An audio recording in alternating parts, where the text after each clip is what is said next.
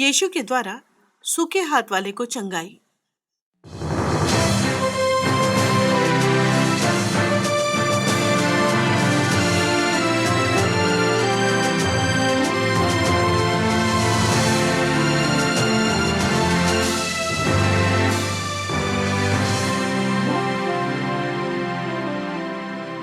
परमेश्वर का वचन कहता है, क्योंकि परमेश्वर ने जगत से ऐसा प्रेम रखा कि उसने अपना इकलौता पुत्र दे दिया, ताकि जो कोई उस पर विश्वास करे वो नष्ट ना हो परंतु अनंत जीवन पाए। नाटकों के इस श्रृंखला में आपका फिर से हार्दिक स्वागत है। श्रोताओ, यीशु मसीह अपनी सार्वजनिक सेवकाई के दौरान जब गलील नगर को पार कर रहे थे, उस समय वे लोगों के बीच में बहुत प्रसिद्ध हो चुके थे। जैसे ही उनकी प्रसिद्धता बढ़ रही थी, वैसे ही उनके विरोधी भी बढ़ रहे थे। फरीसी हमेशा इसी ताक में लगे रहते थे कि कब वो मूसा की व्यवस्था का खंडन करे या उसको तोड़े और कब उन्हें यीशु पर दोष लगाने का मौका मिले। यीशु कभी मूसा की व्यवस्था का खंडन नहीं करते थे, लेकिन फरीसियों के कठोर अन्याय का खंडन जरूर करते थे। वो लोग हमेशा उसके विजयी होने पर क्रोध जाहिर करते थे। यीशु उनको दिखाना चाहते थे कि किस प्रकार परमेश्वर ने एक योजना बनाई है जिसमें मनुष्य जाति एक दूसरे के साथ मेल मिलाप से रहे और परमेश्वर की व्यवस्था का पालन करे। परंतु उनका हृदय बहुत ही कठोर था, जिसके कारण वो यीशु की बातों को सुनना नहीं चाहते थे।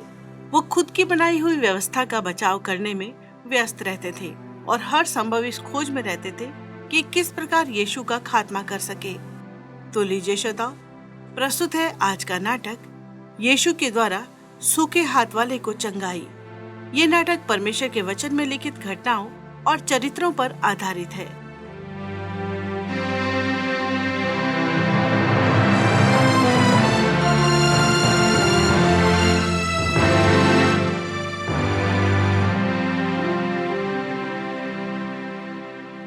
इतामार, हम यीशु को सब्त के दिन अपने जाल में फंसा सकते थे जब वो उस लंगड़े को चंगाई दे रहा था, लेकिन उसने बड़ी चतुराई से हमें मात दे दी, जिसके कारण हम उसका कुछ नहीं बिगाड़ सके। मुझे समझ नहीं आ रहा कि आखिर हम असफल कैसे हो गए। यीशु अपनी बातों से लोगों को लुभा देता है।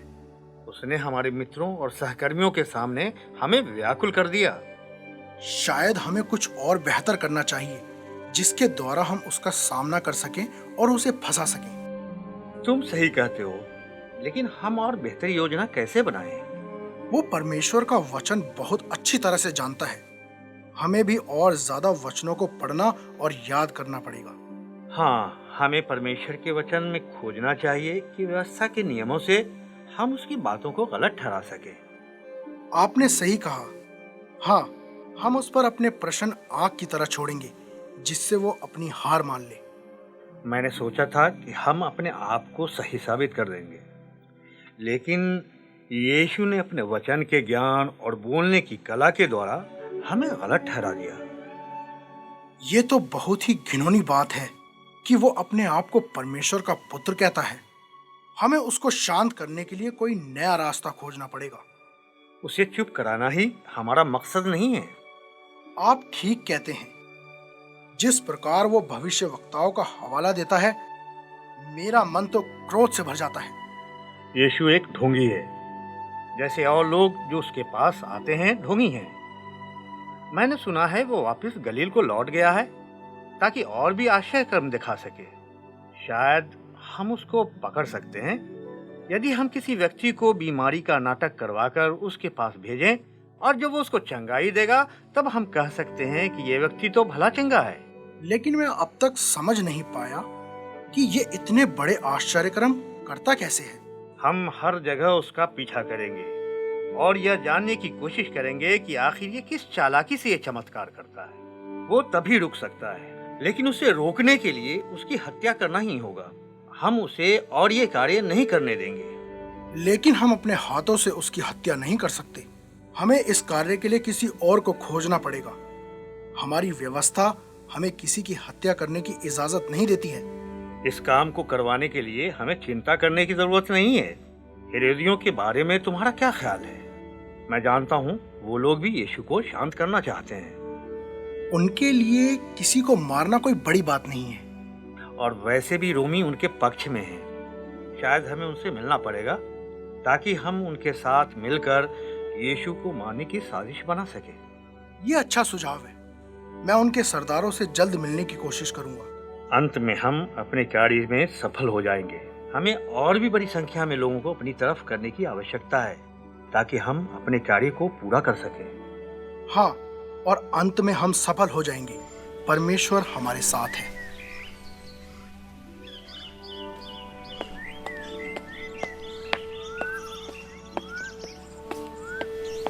मैं जानता था कि हम उसे यहाँ ढूंढ लेंगे। वो देखो, वो अपने चेलों के साथ गेहूं के खेत से होकर गुजर रहा है। अरे हाँ, वो वहां है। सावधान रहो, ऐसा न हो कि वो हमें देख ले या हमारी आवाज सुन ले। देखो, वो लोग गेहूं के बाले तोड़कर खा रहे हैं। ये तो व्यवस्था का उल्लंघन है शब्द के दिन। अब हमारे पास एक और सबूत है इसके खिलाफ।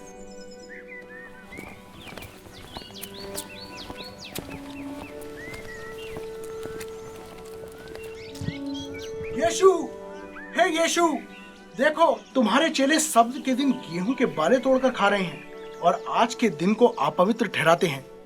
वो ये काम शब्द के दिन करते हैं। ये व्यवस्था का उल्लंघन है। ये भूखे हैं। गेहूं के बालों को तोड़कर खाना कार्य है। ये तो कटाई के समान है। क्या तुम्हें मालूम है कि मूसा ने क्या कहा था? यदि तू अपने मित्र के खेत में उतरे तो तू अपने हाथ से दाने तोड़ना। लेकिन फिर भी ये व्यवस्था का उल्लंघन है। परमेश्वर के वचन में लिखा है, पहले दिन पवित्र सभा को और उस दिन परिश्रम का कोई काम ना किया जाए। तुम्हारे चेले अपने हाथों से बाले मल रहे हैं, जो व्यवस्था के अनुसार सब्त के दिन गुनाह है।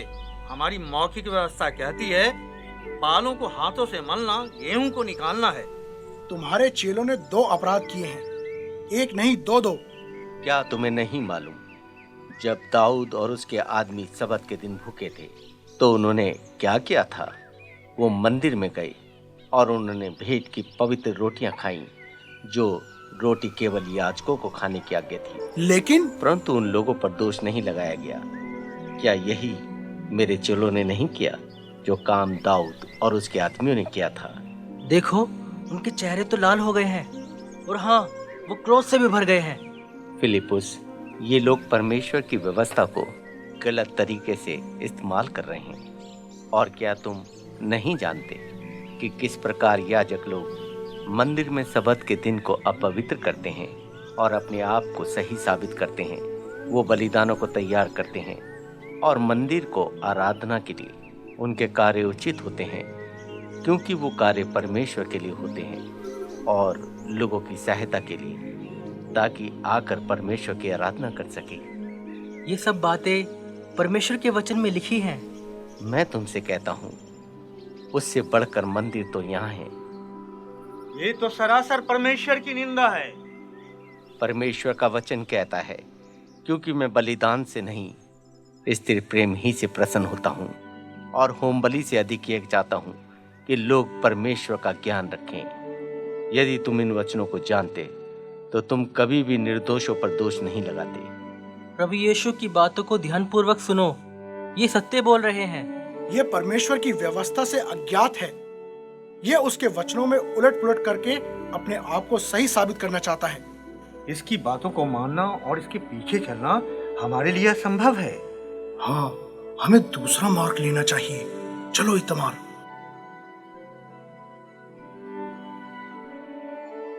श्रोताओं, कार्यक्रम में बने रहने के लिए आपका धन्यवाद। यीशु और उसके चेले लगातार अपने सेवकाई में लोगों को शिक्षा दे रहे थे, जितना वो दे सकते थे, जबकि बहुत से धार्मिक गुरु यीशु को धोखेबाज मानते थे। उनकी नजरों में यीशु लगातार व्यवस्था का उल्लंघन कर रहे थे। कुछ भी करके ये लोग यीशु को रोकना चाहते थे, चाहे उसकी हत्या भी क्यों न करनी पड़े। क्या यीशु अपनी सेवकाई को लगातार करते रहेंगे या फिर वो रुक जाएंगे? आइए सुनते हैं कहानी के अगले भाग में।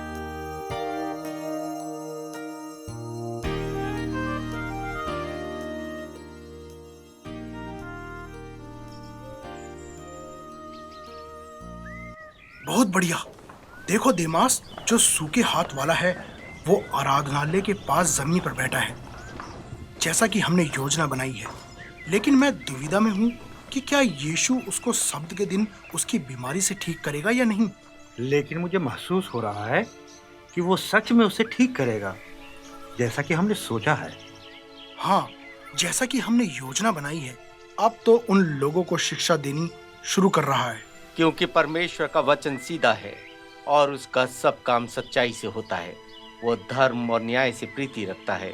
यहोवा की करुणा से पृथ्वी भरपूर है। परमेश्वर के अनंत प्रेम पर विश्वास करो। सारी पृथ्वी के लोग परमेश्वर से डरें। जगत के सब निवासी उसका भय माने, क्योंकि जब उसने कहा तब हो गया, जब उसने आज्ञा दी तब वास्तव में वैसा ही हो गया। परमेश्वर ने सब चीजों की रचना की है। हमें उसका भय मानना चाहिए और उसका आदर और सम्मान करना चाहिए। यहोवा जाति जाति की युक्ति को व्यर्थ कर देता है। वो देश देश के लोगों की कल्पनाओं को निष्फल करता है। यहोवा की युक्ति सर्वदा स्थिर रहेगी। उसके मन की कल्पनाएं पीढ़ी से पीढ़ी तक बनी रहेंगी। वो कभी नहीं बदलता, ना ही अपनी योजनाओं को बदलता है। यीशु, मुझ पर दया कीजिए। मैं पत्थरों की नक्काशी करता था। एक दुर्घटना के दौरान मेरा हाथ सूख गया। कृपया मुझे चंगा कीजिए। लगता है अब ये हमारे जाल में फंस जाएगा, क्योंकि सब्त के दिन ये उस देमास को ठीक करेगा, जबकि वो जन्म से इस बीमारी से परेशान नहीं है। हाँ, मुझे मालूम है वो उसे ठीक किए बिना नहीं रह सकता। हे गुरु, क्या ये व्यवस्था के अधीन है कि सब्त के दिन बीमार को चंगा किया जाए? यदि सबत के दिन तुम में से किसी की भेड़ गड्ढे में गिर जाए तो क्या तुम उसको बचाने के लिए अपना प्रयास नहीं करोगे? हाँ, बिल्कुल बचाएंगे, क्योंकि ये तो व्यवस्था के अधीन है। मनुष्य भी उस भेड़ से कहीं अधिक ज्यादा कीमत रखता है। तुम मनुष्यों की पीड़ाओं से बढ़कर अपनी व्यक्तिगत चीजों को ज्यादा महत्व देते हो। ऐसा कहने की तुम्हारी हिम्मत कैसे हुई यीशु? इस कारण मैंने तुमसे पूछा, क्या सबत के दिन कुछ अच्छा करना व्यवस्था के अधीन है? मैं तुम्ही से पूछ रहा हूँ, तुम शांत क्यों हो गए? उसने फिर हमें अपने प्रश्नों में फंसा दिया। यदि हम कहेंगे कि ये व्यवस्था के अधीन है तो उसका ये चमत्कार करना सही होगा, लेकिन यदि हम कहें कि ये व्यवस्था के विरुद्ध है तो हम अपनी शिक्षा का खंडन करेंगे। लेकिन मेरे पास अभी भी उसको गलत साबित करने के लिए कुछ है। देमास, बीच में खड़ा हो और लोगों को देख। अब तक तो सब ठीक है। देमास, अपना हाथ बढ़ा।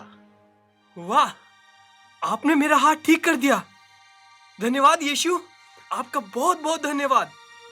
देखो इत्तमार, उसने शब्द के दिन उस देमास को चंगाई दी है। उसने फिर से शब्द की व्यवस्था का उल्लंघन किया है। हम अपने लोगों का इकट्ठा करके इसको मारने का षड्यंत्र बनाएंगे। हम इसे हमेशा के लिए खत्म कर देंगे। आओ चले।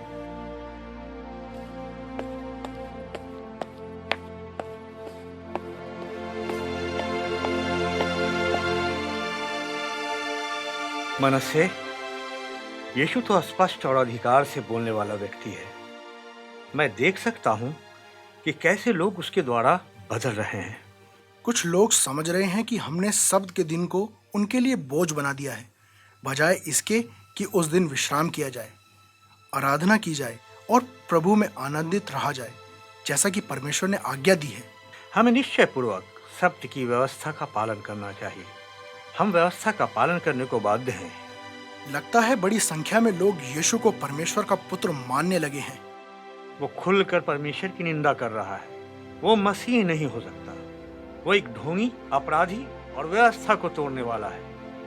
मैं तुमसे सहमत हूँ इतामार, क्योंकि जो मसीह होगा वो शब्द की व्यवस्था का पालन करेगा और कोई ऐसा काम नहीं करेगा जिसके कारण परमेश्वर की निंदा हो। हाँ, इस व्यक्ति के शब्द उसकी सारी पोल खोल देंगे। ये कुटिलता फैला रहा है। मैं जानता हूँ देमास ने इस बात का दावा किया कि वो चंगा हो गया है, और हम भी देख सकते हैं कि उसका हाथ ठीक हो गया था, लेकिन मैं पूरी तरह से विश्वास नहीं कर सकता कि वो सच में चंगा हुआ है। यीशु को ये काम करने से रोकना पड़ेगा। परमेश्वर हमारी तरफ है। हेरोदियन हमारे साथ मिलकर उसका अंत करना चाहते हैं। अब यीशु के दिन केवल थोड़े ही रह गए हैं। परमेश्वर की महिमा हो। अब न्याय का होना आवश्यक है। हमारी व्यवस्था सुरक्षित होगी। यीशु मारा जाएगा, हम विजयी होंगे।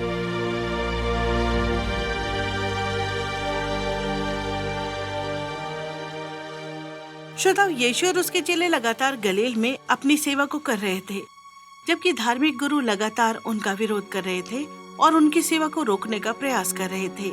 लेकिन यीशु पूरे धैर्य के साथ अपनी आलोचना का उत्तर परमेश्वर के वचन को देकर कर रहे थे। हम कैसे अपना प्रत्युत्तर दे सकते हैं कि हमारा विश्वास यीशु पर है।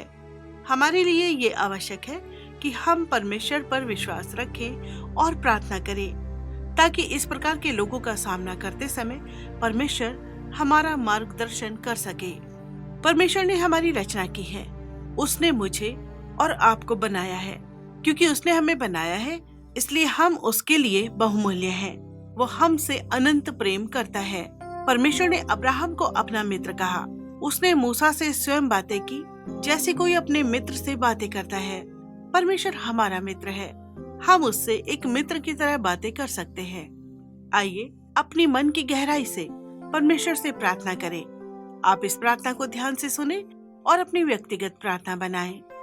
हे परमेश्वर, धन्यवाद कि आपने मेरी रचना की, इसलिए मैं आपके लिए बहुमूल्य हूँ। धन्यवाद आपके अनंत प्रेम के लिए। धन्यवाद कि आपने मुझे अपना मित्र बनाया। मैं आपसे प्रेम करती हूँ। आमीन। श्रोता, अगले कार्यक्रम में हम एक और नाटक के साथ फिर से उपस्थित होंगे।